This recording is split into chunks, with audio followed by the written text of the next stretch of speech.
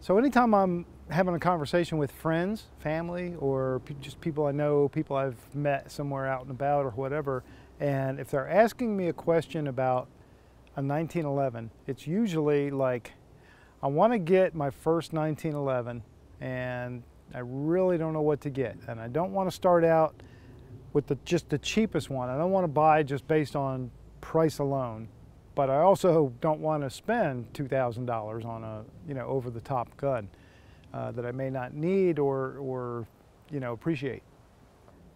My answer for some time now to that question has almost always been, go to Springfield Armory's website, go to their 1911 page and just browse. Find something you like or find a price range you like. Pick a couple out and ask me and I'll tell you which one of those I think makes sense. So I've had that conversation a number of times with people, and so I thought it would be kind of fun to have that conversation with all of you. So some of you guys out there who are 1911 guys, dyed in the wool, been shooting 1911 since Christ was a corporal and all of that stuff, probably going to disagree with several things I might say in terms of my opinion, but it is my opinion and you're certainly welcome to disagree with it. If I misstate any facts, then I certainly would appreciate a correction down in the comments because I don't always get it perfect. So two of the recent offerings, or two of the recent guns that are on the market today from Springfield Armory in the 1911 category are the Garrison right here and the Operator right here. They are similar in many ways, of course, starting with the fact that they're both 1911s, but again, you 1911 people know you can go a long ways apart after that. There are some differences and a whole lot of similarities. If you're thinking about buying one of these two guns, I'll try to tell you what I think is different about them. And the Garrison is slightly less expensive than the Operator. Do you get more for your money that makes it valuable and worth it to you? Well, I don't know, that's up to you, but I'll try to tell you what those differences are and let you decide. Now, something that is different, and on purpose, both of these guns are wearing a new set of grips. These are not the stock grips that come with these guns, so don't think that if you go looking at Springfield Armory's catalog, you're going to see these grips. These are lock grips. These are my favorite aftermarket grips. The folks at Lock are awesome, and before I even go any further, I'm going to tell you that I have an affiliate relationship with Lock Grips. There's an affiliate code down below in the description of this video, and if you use that code, you're going to save 10%. The discount code for Lock Grips is an affiliate code, and that means that you save money and some money comes back to the channel, but at no extra cost to you. That's a nice twofer, I think. I get to help you save money and you get to help me continue to produce content. Win-win. So I will show you in detail outside of the range. I'll take good photographs and show you in detail these pairs of grips. I put a little thought into which ones I put on each of the guns. I thought I matched them to the gun. So this Garrison has this lighter sort of tan brown set of grips on it that I think are really nice, have a nice traditional touch. And then the Operator has grips that I think are very conducive to the Operator. And again, I will show you those in great detail in a bit. So the very first question I'm going to try and answer for me and for you is, do I shoot one of these guns better? And if for some reason I do, because they're both 1911s, they are both, as you can see, 45 ACP. They are both GI style in that they have a short guide rod, right? Do I shoot one better? And if so, why? All right, let's get to it. For starters, the Garrison comes with 7-round magazine, flush fit, no extra pad at the bottom, no base plate pad, and a 7-rounder. Garrison also has a single safety lever for the right-hander on the left side of the pistol.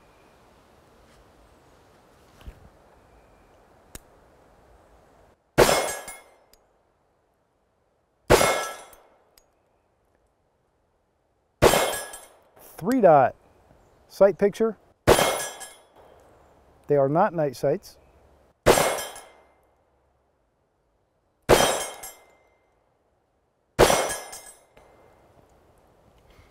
And it's a shooter. Okay, now the operator, again, 45 ACP, short guide rod, internal only, but you can see that it has 1913 Picatinny rail out front, where the Garrison does not. It also has an ambidextrous safety.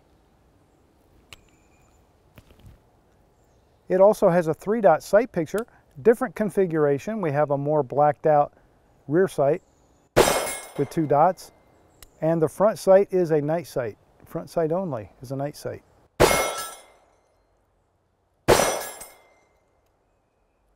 And it comes with an 8-round Mekgar magazine.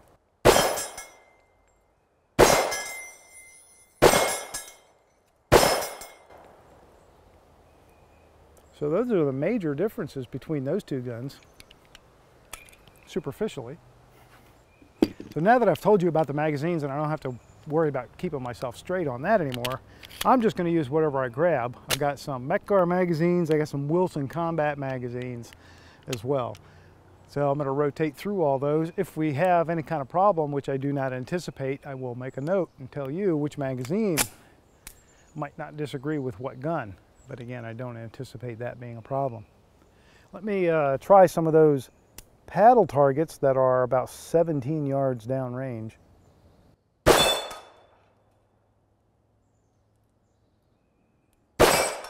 This is the Garrison that I'm shooting right now.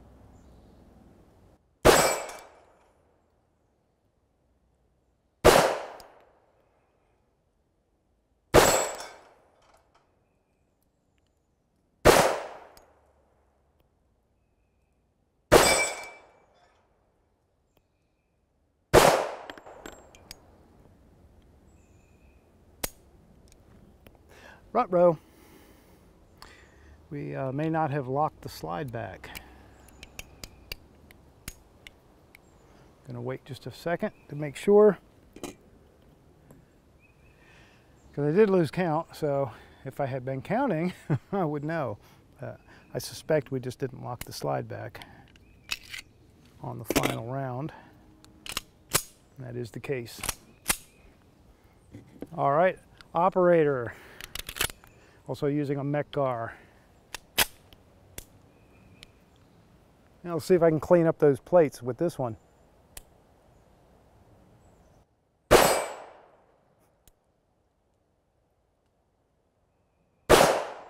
Nope. Well, I hit it or grazed it. Trying to find out where the aim point is on this. All right, let's go up top.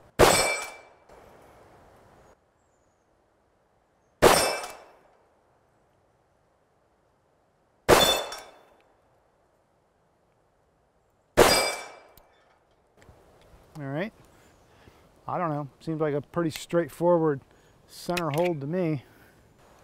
Okay, back to the Garrison with the Wilson Combat 8-round magazine. I'll clean these plates up before I leave, even if I have to go down there and kick them.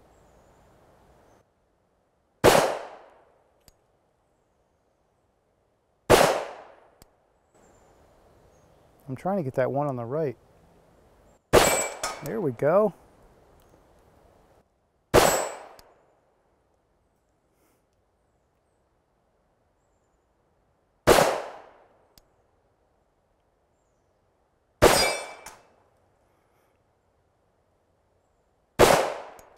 This one likes definitely a little higher hold, I think.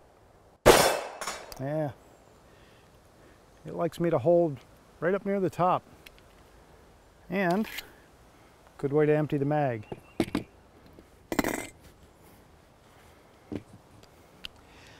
It's a bit warm out here. It's a beautiful day, you know, blue sky, white puffy clouds. Probably hear the birds singing and chirping all around me. But it does make for some sweaty hands.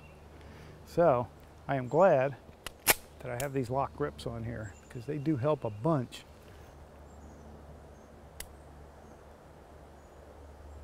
back to the operator.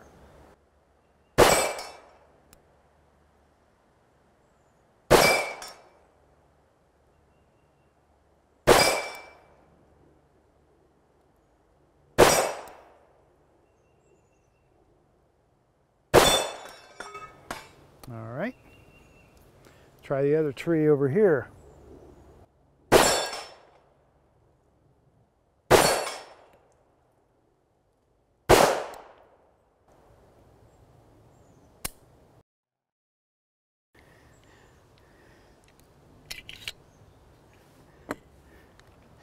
So the operator's not wanting to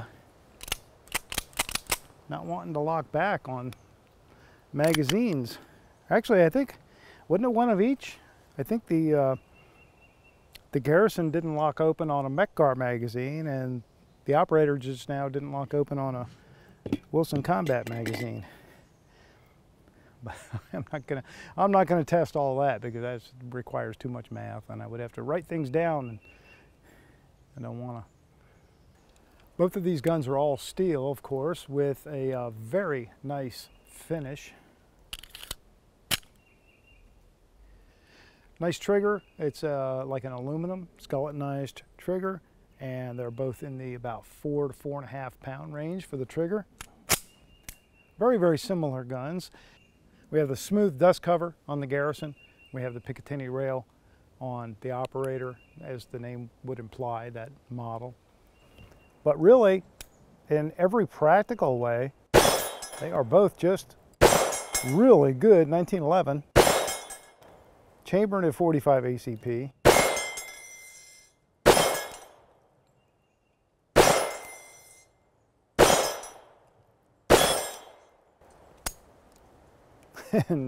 And they both seem to have trouble locking back with certain magazines. This is that Wilson Combat magazine. It didn't want to lock back on the other gun. I'm going to take that one out of circulation just for the fun of it. We still have one Mech-Gar laying here that didn't want to lock back either. If that happens again, I'll take that one out of circulation. Okay, now the operator. We have the ambidextrous safety on the operator, and we have the upgraded tritium front sight.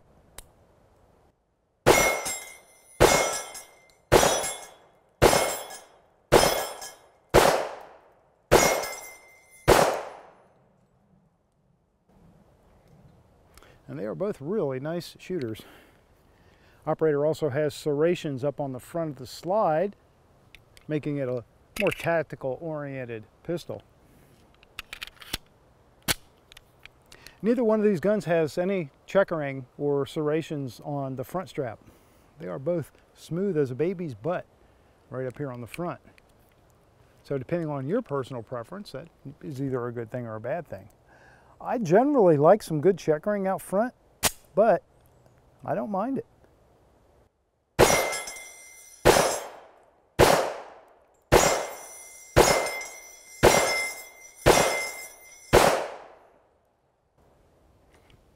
I think the weights are very close. The operator probably weighs a little more just because you got more going on here with the frame where the dust cover is. I don't really see any reason why one slide would weigh more than the other, but the operator, I think, has a heavier frame. I will verify that. When we take a look at the specs, we'll see that comparison.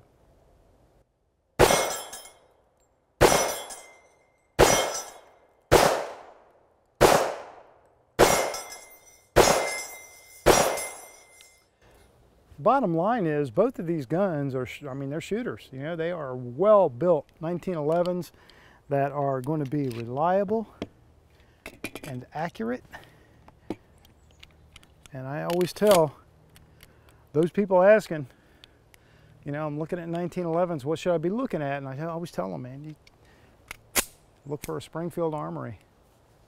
Now you could, if you wanted to, you could go TRP or something like that, but again, that's not something I recommend for a first timer.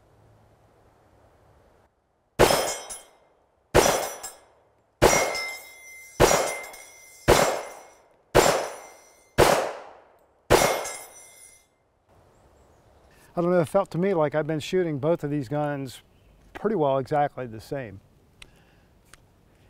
But the final test, put some on paper. Paper doesn't lie.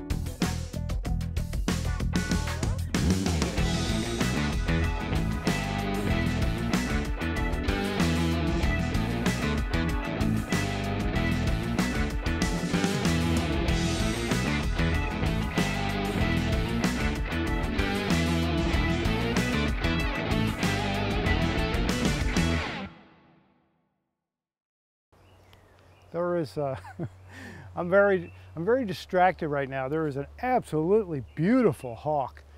It just keeps flying real low around here. Every time he comes, I'm surrounded by trees, so I'm kind of in this deep green bowl. My view of the sky is pretty limited. But every time he comes over, he announces himself with that amazing high-pitched scream that they have. And I look up and there he is, just hovering. So I drop what I'm doing, I run, get my camera, and try and take some photos. So, yeah, I would prefer to get something besides just belly shots, but you know, you take what you can get, right? So, I'll throw a couple of those photos up here on the screen in this video for you. That's what's been taking my attention while I'm working on this. But anyway. Since I've been shooting both of these guns pretty well equally, I feel, but I was shooting them at steel, I'm going to put some on paper, just one magazine worth through each gun, and see if I happen to shoot one better than the other. I'm shooting a Remington UMC ammo, Remington upper middle class, 240 grain, full metal jacket. I'm starting with the Garrison on the top target.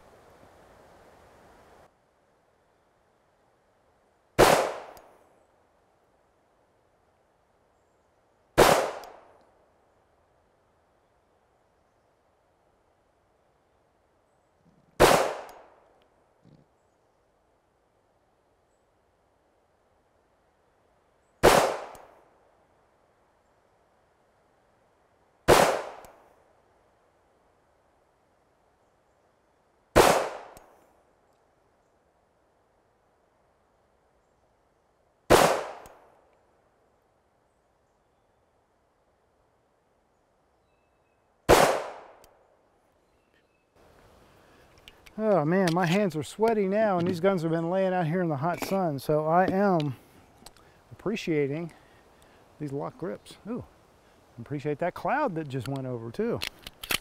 Be nice if it stayed there for a minute.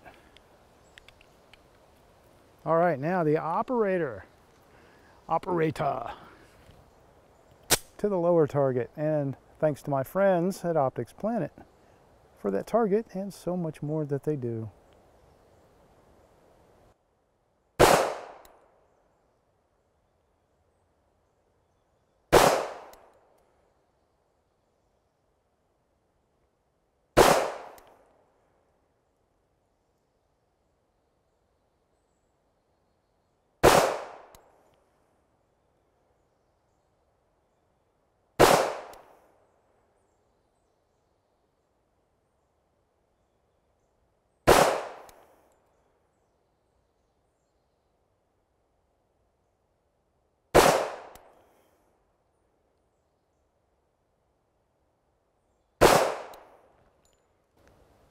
Okay.